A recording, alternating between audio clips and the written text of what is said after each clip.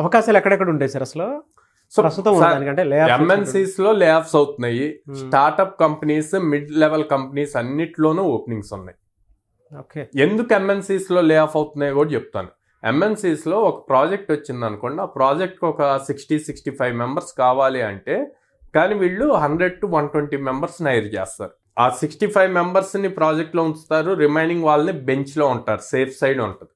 Okay, and వాళ్ళ client కి వీళ్ళందరినీ చూపిస్తారు అనమాట. సో ఇప్పుడు ఈ ఎక్స్ట్రా ఉన్న వాళ్ళని అండ్ ఎవరైతే అప్ స్కిల్ అవ్వట్లేదో వాళ్ళందరినీ లే ఆఫ్ చేస్తున్నారు.